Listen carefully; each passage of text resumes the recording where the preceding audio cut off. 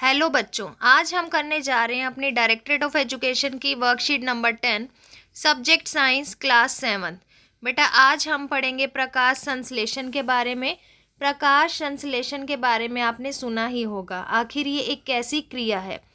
बेटा पौधे जिस क्रिया से अपना भोजन बनाते हैं उस क्रिया को क्या बोला जाता है? प्रकाश संश्लेषण। आइए पता करते हैं कि आखिर इस क्रिया को करने के लिए पौधों को कौन कौन सी कच्ची सामग्री चाहिए और कौन ये क्रिया कर सकता है। क्या सभी पौधे ये क्रिया करते हैं या केवल हरे पौधे ही ये क्रिया करते हैं? चलिए देखते हैं। स्वपोषण। पोषण की विधि जिसमें जीव अपना भोजन स्वयं तैयार करता है उसे स्वपोषण कहते हैं। जैसे कि हरे पौधे। बेटा हरे पौधे सूर्य के प्रकाश की उपस्थिति में अपना भोजन खुद तैयार करते हैं, इसीलिए उन्हें क्या बोला जाता है? स्वपोषी। और इस क्रिया को क्या बोला जाता है बेटा? स्वपोषण। पोषण की विधि जिसमें जीव अपना भोजन स्वयं तैयार करता है, जैसे कि हरे पौधे। आखिर वो ये भोजन बनाते कैसे हैं? तो बेटा आपको आपके राइट हैंड साइड पे एक डायग्राम दिखाई दे रहा है। इस डायग्राम में आप देखिए हरी पत्तियां हैं। हरी पत्तियों पर कौन आ रहा है? सूर्य का प्रकाश। वातावरण से हरी पत्तियों पर क्या आ रहा है बेटा? Carbon dioxide. और जड़ों से क्या मिल रहा है इसे? जल व खनिज। तो बेटा जब भी पौधे पर हरी पत्तियां सूर्य के प्रकाश, कार्बन डाइऑक्साइड तथा जल व खनिज का उपयोग करती है और क्लोरोफिल की उपस्थिति में, पत्तियों में क्या होता है बेटा? क्लोरोफिल। क्लोरोफिल की उपस्थिति में क्रिया करती है तो क्या बनाती है? वो भोजन। और इस क्रिया को क्या बोला जाता है? प्रकाश संश्लेषण। तो बेटा खाना बन कहाँ रहा है? कौन सा पौधे का वह हिस्सा है जो खाना बनाने के लिए रिस्पॉन्सिबल है? पत्तियां। इसीलिए बेटा पत्तियों को पौधे की खाद्य फैक्ट्री भी कहा जाता है।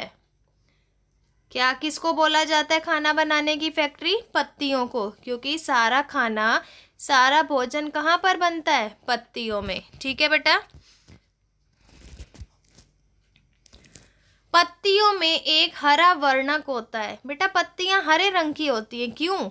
क्योंकि उसमें एक हरा वर्णक होता है जिसका नाम क्या है? क्लोरोफिल। क्या नाम है बच्चों? क्लोरोफिल। तो एक क्वेश्चन आपको यहाँ से क्लियर हो गया कि आखिर पत्तियां हरी क्यों होती हैं? क्योंकि उसमें हरे रंग का वर्णक क्लोरोफिल होता है। आखिर क्लोरोफिल काम क्या करता है बेटा? सूर्य से आने वाले प्रकाश को, जो भी सूर्य के आने वाला प्रकाश है उसे ऊर्जा के रूप में पत्ती में इकट्ठा करना। तो क्लोरोफिल का काम क्या है? सूर्य के प्रकाश को ऊर्जा के रूप में इकट्ठा करना।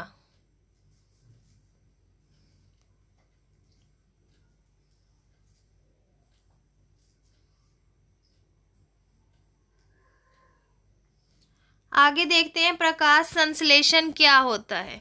वह प्रक्रिया जिसके द्वारा हरे पौधे क्लोरोफिल की सहायता से, अभी पढ़ा हमने हरे रंग का वर्णक, सूर्य के प्रकाश की उपस्थिति में वायुमंडल से कार्बन डाइऑक्साइड और मिट्टी से जल लेकर क्या तैयार करेंगे? भोजन। और इस पूरी की पूरी प्रक्रिया को क्या बोलते हैं बच्चों? प्रकाश संश्लेषण। क्या बोला जाता है? प्रकाश संश्लेषण। तो बेटा जैसे हम सांस लेते हैं, हम अपने नाक से सांस लेते हैं। क्या पौधों का कोई नाक होता है? नहीं। तो पौधे वायुमंडल से कार्बन डाइऑक्साइड कैसे लेंगे? कुछ तो होगा ना जिसकी वजह से वो गैसों का आदान प्रदान करते हैं, कार्बन डाइऑक्साइड लेते हैं और हमारे लिए ऑक्सीजन छोड़ते हैं। तो बेटा पत्ती जो होती है, हरी पत्तियां, पत्तियों की निचली सतह पर छोटे छोटे छिद्र होते हैं। उन छिद्रों को क्या बोला जाता है? स्टोमेटा या रंध्र। क्या बोला जाता है? रंध्र। तो हम बताएंगे कि पौधे के अंदर कार्बन डाइऑक्साइड को लेने के लिए पत्तियों की निचली सतह पर जो छोटे छोटे छिद्र होते हैं, रंध्र, उनकी सहायता ली जाती है। ठीक है बेटा। जल और खनिज कहाँ से लेना है हमें? भूमि से।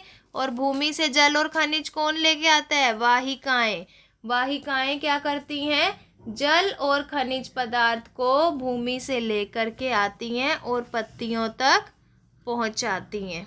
ठीक है, अब पत्तियां क्या करती हैं बेटा? सूर्य के प्रकाश की उपस्थिति में सौर ऊर्जा को संचित करेंगी और सौर ऊर्जा की सहायता से क्या बना लेंगी? खाद्य पदार्थ।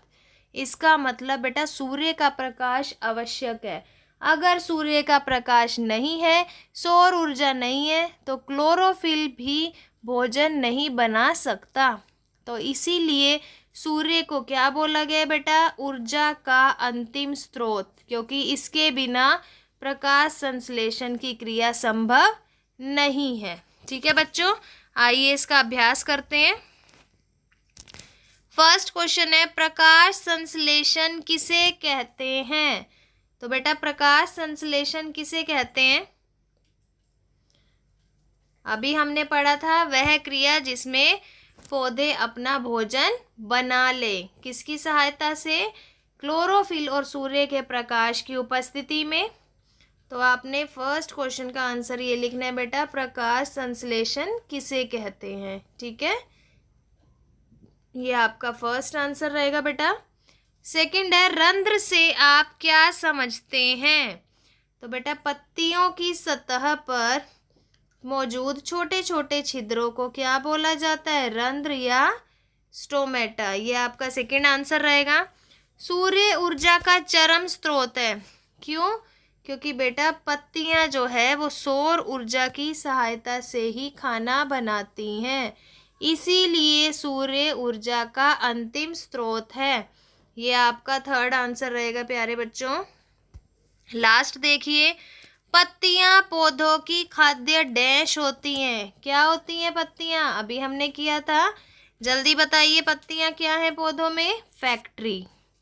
तो हम यहाँ क्या लिख देंगे? फैक्ट्रियां।